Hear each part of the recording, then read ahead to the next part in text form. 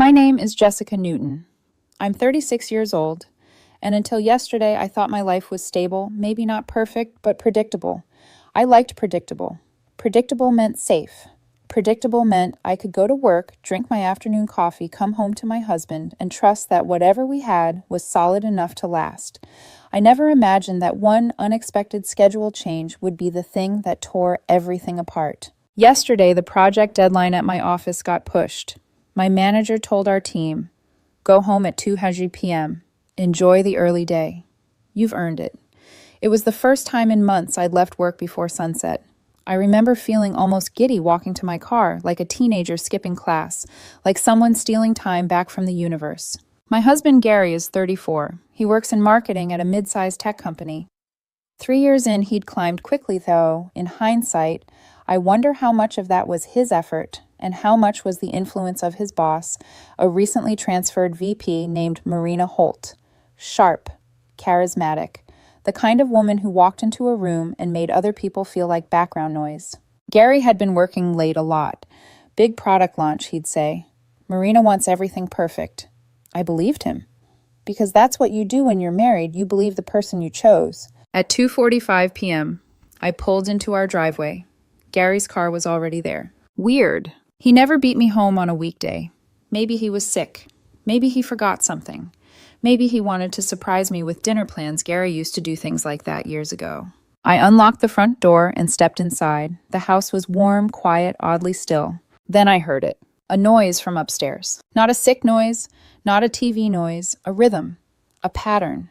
A sound I recognized from every moment of intimacy we ever had, but sharper, faster, wrong.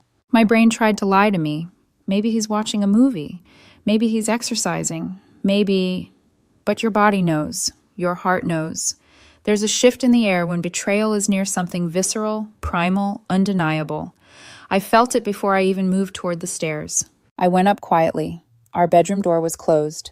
The noises were clearer now, breathy, frantic, unmistakably human, and definitely not mine. For a moment, I stood there staring at the door, just breathing. My pulse felt like it was crawling up my throat, but something else settled over me too, a cold, eerie calm, the kind you feel right before you rip off a bandage. I opened the door, and there he was. Gary, my husband, in our bed, with Marina Holt, his boss. Both naked, both frozen mid-movement, like someone hit pause on a scene no one was ever meant to see. Marina screamed first. Gary scrambled backward, yanking the sheet over himself, tripping halfway off the mattress. It would have been ridiculous if it wasn't my life detonating in real time. "Jessica, what are you doing home?" he yelled, as if I were the intruder. "I live here," I said. My voice didn't shake. That scared me more than anything. Marina still tangled in the sheet. Stammered Jessica. This was a strategy meeting." "A strategy meeting." I blinked. "A strategy meeting," I repeated slowly. "Yes," she insisted, trying to stand while still clutching the fabric to her chest. "For the campaign launch. We were discussing deliverables, and..." I held up a hand. "Please, don't embarrass both of us." Gary tried to put on his pants while sitting down, which meant he toppled sideways and hit his shoulder on the nightstand. In any other universe, I might have laughed. Not today. "Listen," he said breathlessly. "Jess, you have to understand." "You're right," I interrupted. "I should leave you to your meeting." Their eyes widened confusion, then panic. I stepped out of the room, closed the door, and slid the heavy old house bolt across the outside of the frame. The metal clanked, decisively echoing down the hallway like the end of something final. Immediately pounding. "What are you doing?" Gary shouted. "Open this door," Marina screamed. "Don't mind me," I said through the wood. "Finish your meeting." I walked downstairs, pulled out my phone, and searched Marina's name. Didn't take long to find her partner Claire, a woman she'd been married to for 10 years. Public profile. Mutual connections. A number I could easily access. I called. "Hello, hi," I said calmly. "Is this Claire Holt?" "Yes. Who's calling?" "I'm Jessica Newton. My husband works under your wife." A pause. "Okay, she's currently in my bedroom. With him. Naked. They're locked inside. I thought you deserved to know." Silence. "Then send me your address." I did. 15 minutes later, earlier than expected, the doorbell rang. I opened it to find Claire standing stiff as steel fury radiating off her like heat. "Where?" "Upstairs," I said. "I'll show you." She didn't wait for me to finish the sentence. She ran. We reached the door. Claire pounded. Open this door right now. From inside, Claire, honey, I can explain, open it. I can't, Gary shouted. Jessica locked it. Claire turned to me. I shrugged, slid the bolt, stepped aside. She threw the door open. Gary and Marina were dressed now, poorly sloppily. Shame hanging off them thicker than clothes, both sitting at opposite ends of the bed like scolded children. Claire let out a laugh, a dangerous one. So she said this was a strategy meeting. Marina started crying. Gary looked at me like I was supposed to save him. I didn't. Claire pointed at her wife. Pack your things. We're done. Marina whimpered. Gary froze. Claire glanced at me. You should divorce him and keep every shred of evidence. Already planning on it, I said. She nodded once, sharp as a blade, and left. When she was gone, I looked at Gary. You have 1 hour, I said. Pack your things and get out. Jess, please, can we just talk? No. My voice stayed calm, unshaken, cold. You made your choices. Now I'm making mine. I walked downstairs, called a lawyer, and waited. 45 minutes later, Gary came down with 2 suitcases, eyes red, voice small. I'll stay with my brother. Great. I'm sorry, he whispered. Okay, I opened the door. Goodbye, Gary. When he stepped outside, I locked the door behind him. Not with anger, not with grief. Just finality. I sat on the couch for hours after that, just breathing, just existing, just realizing my life had split cleanly in 2 before the door locked and after. The morning after everything happened, I woke up to 36 missed calls and 12 voicemails from Gary. I didn't listen to any of them. I didn't need to. I knew exactly how he operated. The cycle always started with desperate apologies, shifted into anger, then into denial, then into guilt, soaked begging, before looping right back into apology again. It was a performance I'd seen a dozen times over smaller issues, but now the stakes were different. I forwarded every message straight to my lawyer and put my phone on silent. By midday, Gary somehow found new numbers to call. From unknown caller after unknown caller, each ignored. Then the texts began as relentless as they were predictable. Jess, please, we need to talk. You misunderstood everything. You humiliated me. Why would you invite her wife? You've ruined my career. It was a mixture of shifting blame, pity tactics, and defensive rage. I responded once exactly as my lawyer instructed. Please direct all communication through my attorney. His contact information is in your email. That single message seemed to push a button inside him because the next 10 minutes brought nearly 50 new texts ranging from accusations to sobbing confessions to frantic claims that I was destroying the marriage. I read none of them. I simply kept forwarding everything to my lawyer. Later that evening, my phone rang again, this time a number I didn't recognize but with a familiar area code. Against my better judgment, I answered. A woman spoke, her voice tight and controlled. Jessica. This is Claire Holt. The name immediately grounded me. Marina's wife. The woman who had marched past me and straight into the bedroom where her marriage was unraveling. I braced myself, unsure if she had called to lash out. Instead, she thanked me. Not politely, not softly, but with a raw honesty that caught me off guard. She said she had suspected Marina for months that their relationship had been unraveling quietly for some time, and that my call had given her the confirmation she needed to stop questioning her own intuition. She asked if I had evidence she could provide to her lawyer. Photos, messages, anything. I told her I'd send everything I had. Her gratitude wasn't warm, it was sharp. Steady, the kind of gratitude shared between 2 women who had both been lied to by people they loved. When she hung up, I actually felt a strange sense of solidarity, though it did nothing to lessen the heaviness in my chest. That moment of calm didn't last long. An hour later, my phone buzzed again, this time with a name I dreaded seeing, Ryan Newton, Gary's brother. I answered, already knowing what the call would be. Ryan didn't waste time with pleasantries. He launched straight into an emotional plea about how devastated Gary was, how he wasn't eating or sleeping, how I needed to be compassionate and take him back. When I calmly refused, Ryan accused me of being heartless, cold, destructive. I listened silently until he finally admitted, without realizing he'd done so, that the affair had been going on for 6 weeks. Then he tried to backtrack, but the damage was done. The guilt-tripping intensified. He told me I was ruining the entire family. I let him speak, then ended the conversation by reminding him that Gary had made his choices without any concern for how they affected me or anyone else. I hung up, blocked the number, and sat there in the quiet, unsurprised, but still disappointed. Gary's family had always defended him reflexively, always treating him as someone who needed cushioning from the real world. They expected me to be part of that cushion. They were about to learn I wouldn't be. The next morning, my lawyer called with updates. His tone was matter of fact, but tinged with amusement, as though he'd seen this exact scenario play out before. Gary, through a lawyer friend who clearly had no understanding of family law, had sent preliminary divorce demands. Half the house, which I bought before the marriage, half my retirement accounts, 5 years of spousal support, and full possession of the car that I thought he was still paying for. My lawyer actually laughed while reading them aloud. When I asked what we should do, he calmly explained that we would respond with the actual legal reality. Everything belonged to me, and Gary had committed clear documented adultery. He also advised me to stop making car payments.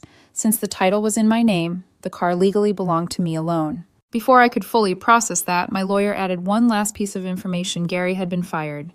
So had Marina, terminated for cause ethical misconduct. And in a twist, I wasn't expecting Claire was the reason it happened. She had connections on the board and wasted no time pushing for accountability. I just sat there absorbing the cascade of consequences that had started with a single impulsive decision in my bedroom. My lawyer spoke gently, then reminding me that none of this was my burden. These were Gary's consequences, not mine. But the day wasn't done with me. That afternoon, Gary's mother called, furious and tearful, demanding to know what I had done to her son. I stayed calm as she shouted accusations, insisting I should have protected the family, that I had humiliated Gary, that calling Marina's wife was vindictive. I listened until she finished, then told her that Gary's choices, not mine, had brought him here. She tried one last tactic, telling me I was abandoning him when he needed me most. For a split second, old habits tugged at me, the instinct to smooth things over, to take responsibility for emotions that weren't mine. But it faded quickly. I told her I was done being his safety net. She told me I would regret it. I hung up, blocked her number, and inhaled the quiet of my home. For the first time in years, I felt something close to clarity. Gary's affair hadn't just shattered our marriage, it had exposed everything I had been carrying alone. And as strange as it felt, realizing this brought a kind of relief. Gary hadn't just broken our life together, he had freed me from the version of myself that constantly cleaned up his messes. I didn't know what would come next, but for the first time it would be on my terms. The following days blurred together into a strange mix of legal documents, emotional whiplash, and the steady realization that Gary was far more unprepared for the consequences of his actions than he had ever been for the responsibilities of marriage. I spent most mornings forwarding new messages to my lawyer, messages that arrived despite Gary being told repeatedly to stop contacting me directly. He alternated between rage-filled paragraphs, accusing me of setting him up, and long, meandering apologies that sounded more like rehearsed speeches than remorse. My lawyer's advice was simple: don't respond, document everything. By midweek, things escalated. Gary's so-called lawyer friend, a contract attorney who had apparently decided family law couldn't be that different, sent over a second draft of divorce proposals. This one was even more absurd than the first. He was now demanding temporary spousal support access to half of my investment accounts rights, to furnishings I purchased years before I ever met him, and reimbursement for emotional suffering caused by the exposure of his affair. My lawyer skimmed the document, then leaned back in his chair with an expression that could only be described as delighted disbelief. He told me not to worry. Judges see cases like this all the time, and Gary was setting himself up for a spectacular failure. The emotional manipulation intensified. Gary called from new numbers, left voicemails, ranging from dramatic threats about losing everything to pitiful muttering that he couldn't survive without me. He also started rewriting history, claiming the affair began because I wasn't affectionate enough, or because I was too focused on my career, or because Marina pressured him and he didn't know how to say no. It was an exhausting parade of excuses, all of which neatly absolved him of responsibility. Once again, I responded only through legal channels. On Thursday afternoon, things took a darker turn. Gary attempted to show up at the house.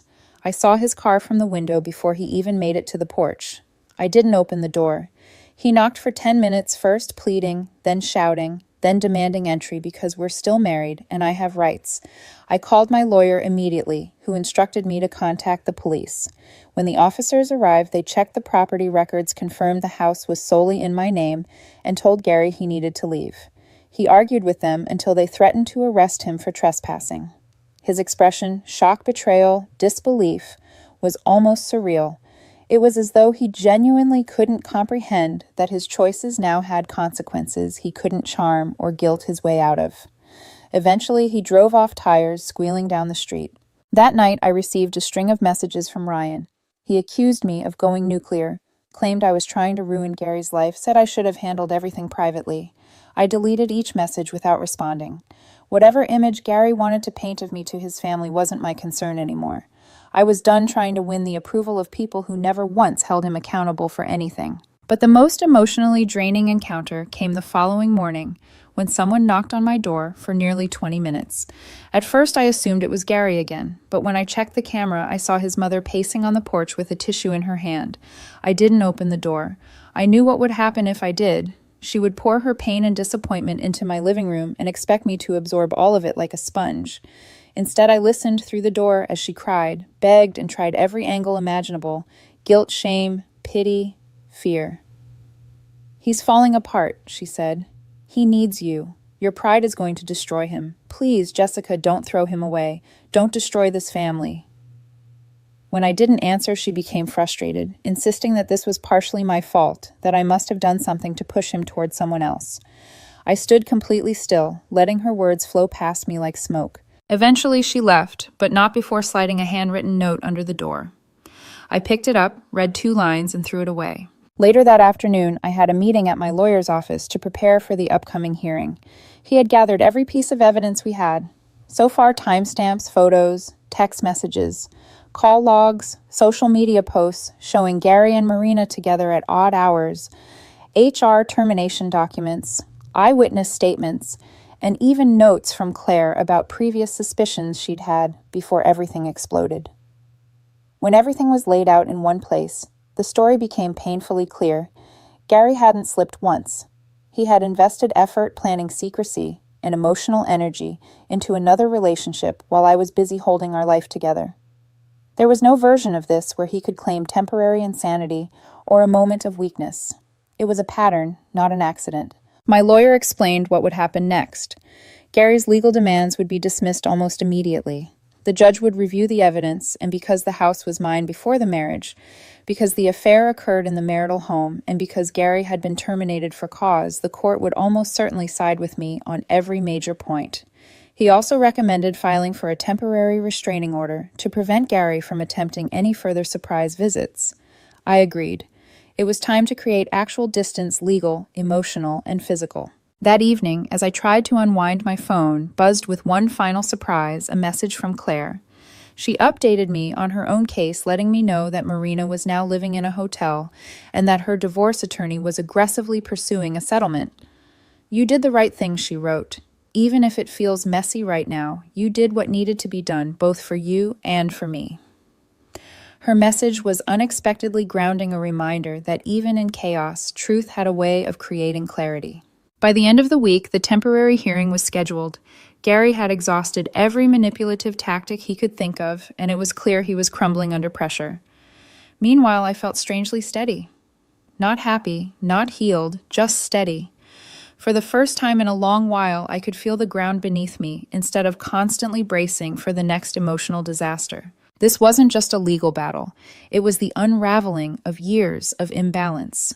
Gary was no longer the center of my life. He was simply the source of a problem I was now solving. The morning of the temporary court hearing arrived with the kind of heavy, muted stillness that usually precedes a storm. I woke up before my alarm, not because I was anxious, but because something inside me felt alert in a way it hadn't in years. My lawyer had prepared me thoroughly, walking me step by step through what would happen, what Gary's side might attempt, and why none of it would hold up. Even so, the idea of sitting in the same room with Gary after everything triggered a dull ache behind my ribs. When I arrived at the courthouse and saw him in the hallway, the ache sharpened, but didn't break me. Gary looked deflated. His hair was unkempt, his face blotchy, his suit wrinkled like he had slept in it for days. Marina wasn't there, of course she wasn't. She had her own legal catastrophes to deal with. But Gary wasn't alone. Standing beside him was his lawyer friend, a man who wore an ill-fitting blazer and clutched a leather portfolio, as if holding it tightly enough might magically transform him into someone qualified for this situation. My lawyer greeted me with his usual calm. "Ready?" he asked, though he already knew the answer. "Yes," I said, because it was true. Whatever happened in that courtroom, I was done carrying Gary's weight. Inside, the judge entered with a brisk efficiency that suggested she had seen every version of marital collapse imaginable and was not in the mood for theatrics. She reviewed our paperwork silently for several minutes, flipping through evidence with an expression that revealed nothing. Then she looked up. "Ms. Newton," she began, "you're seeking sole temporary possession of the marital home, the car titled in your name, and exclusive control of the remaining joint accounts until the final hearing. Is that correct?" "Yes, Your Honor." And Mr. Newton, the judge, shifted her gaze. "You are seeking spousal support access to the house and division of assets." Gary nodded, clearing his throat. "Yeah, Your Honor and I." My lawyer stood. "If I may, Your Honor, the respondent's demands are not legally sound considering the circumstances." The judge lifted a hand. "We'll get to that." She invited Gary's lawyer friend to present his case first, which was a mistake only in that it prolonged the inevitable. He fumbled through his argument, claiming that Gary had been emotionally manipulated into the affair, that he was coerced by workplace dynamics, and that I had overreacted by escalating the situation. He framed Gary as a fragile victim of circumstance, a man overwhelmed by a demanding environment. At one point, he said Mrs. Holt Marina's wife was unnecessarily involved by Ms. Newton, which constitutes emotional aggression. The judge looked up sharply. "Counselor, are you suggesting that informing a spouse of an active affair is emotional aggression?" He opened his mouth, then closed it again. I mean the manner in which—" The judge cut him off. "Let's move on." When it was my lawyer's turn, he approached the bench with the confidence of someone who had built an airtight case. He presented everything calmly: the timestamps, the photos from the bedroom, Gary's messages, the HR termination for cause, the pattern of deception, the documented attempts Gary made to force his way back into the house, and the police report that resulted. Each piece of evidence felt like a small, precise stitch in a fabric designed to hold me up instead of unravel me. The judge listened without expression. When he finished, she turned to Gary directly. "Mr. Newton, do you dispute the fact that you engaged in an extramarital relationship with your supervisor in the marital home?" Gary hesitated, then shook his head. "No, Your Honor." "But She didn't let him continue. "Do you dispute that you lost your employment due to this conduct?" He looked at the floor. "No." "Do you dispute that you attempted to re-enter the property without legal right and refused to leave when asked?" His voice broke slightly. "No, but The judge held up a hand. "I do not need explanations. I need answers." Gary whispered, "No." The courtroom went quiet, the kind of quiet that presses against your skin. The judge exhaled slowly. "Mr. Newton, your claims for spousal support and property division lack legal foundation. Your marital misconduct is well documented.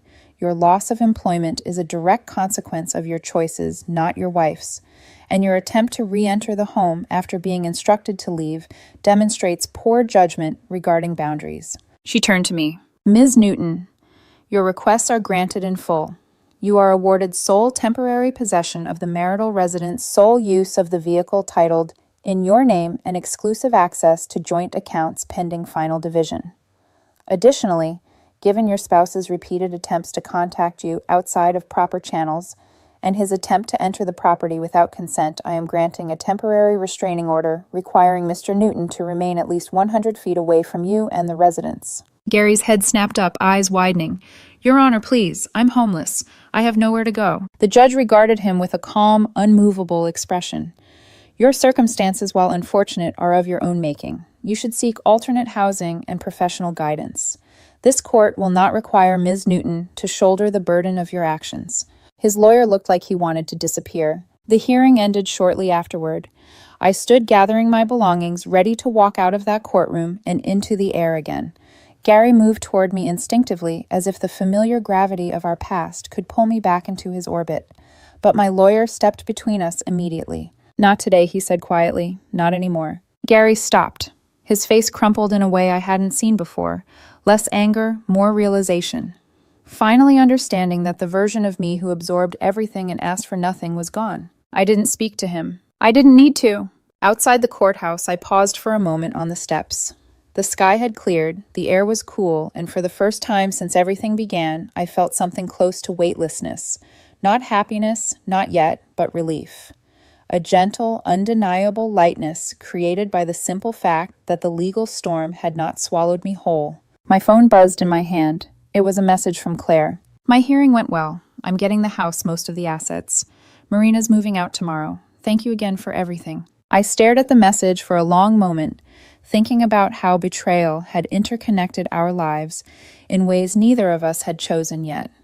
Both of us were now clawing our way out of. I typed back, I'm glad you're getting closure. I think I am too. Then I put my phone away, inhaled deeply, and finally let my shoulders fall. For years, I had carried Gary's crises, emotions, insecurities, and mistakes like they were my own.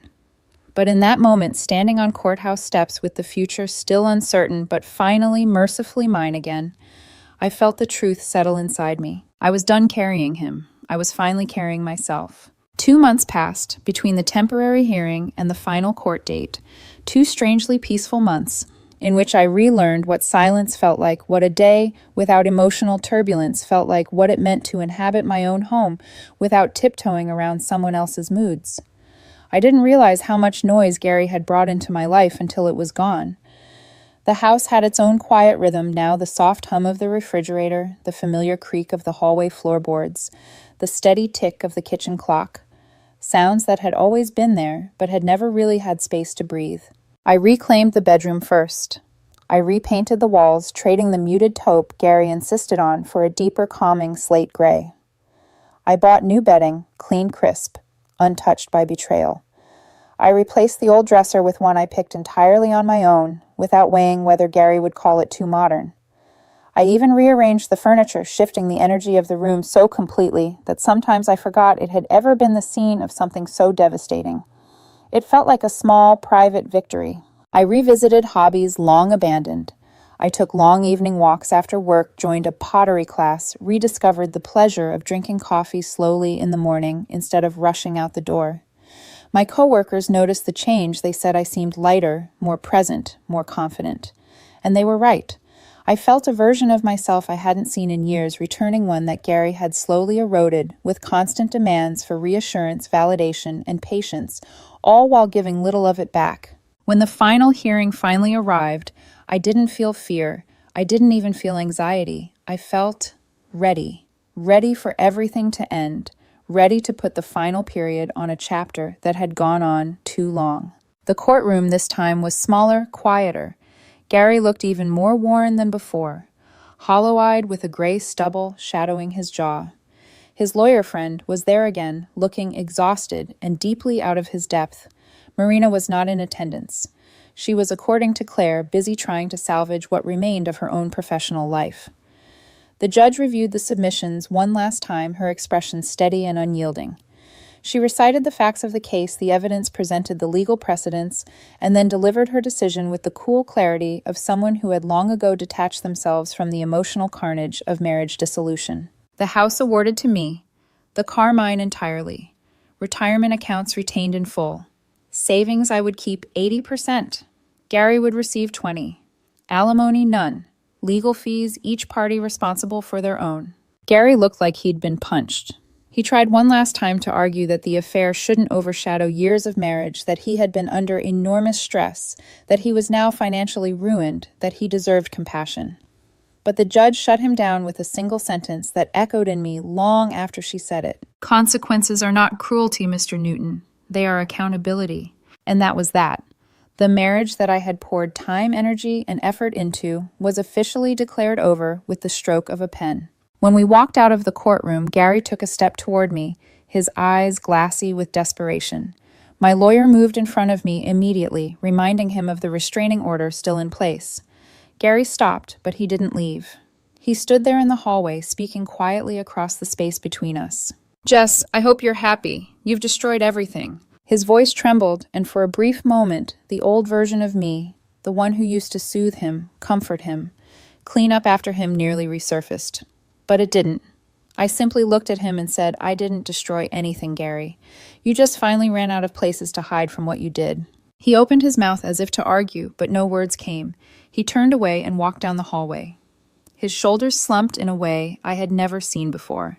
I didn't feel triumph. I didn't feel vindication. What I felt was clarity, a clean, sharp understanding that sometimes closure isn't about winning, it's about no longer wanting anything from the person who hurt you. In the weeks that followed, I rebuilt my home and my life with a sense of ownership I had long forgotten. I sold the furniture Gary had always insisted we compromise on and bought pieces that reflected my style. I started cooking again, not rushed weekday meals, but slow, thoughtful ones that filled the house with warmth instead of tension.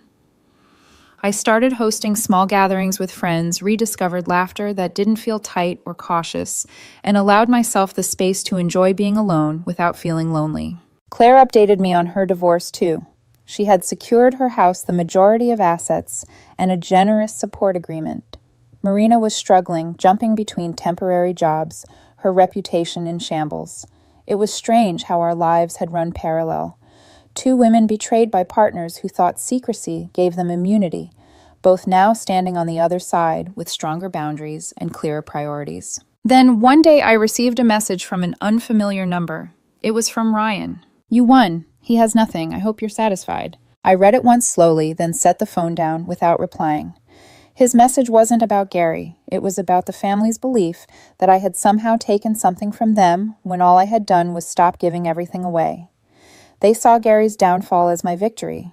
But the truth was simpler. He had dismantled his own life long before I ever intervened. And I didn't feel satisfaction. I felt peace. For the first time in years, I slept through the night without waking up to tension or dread or the heavy sense that I was responsible for holding someone else's world together. As I stood in my newly painted living room on a quiet Sunday morning, sunlight spilling across the hardwood floors, I understood something with perfect clarity. Gary hadn't just betrayed our marriage, he had cleared the path back to myself. And while I wouldn't thank him for it, I wouldn't regret a single decision that led me here. Some people think leaving is the hard part, but sometimes staying, enduring, absorbing, shrinking to fit someone else's needs is far harder.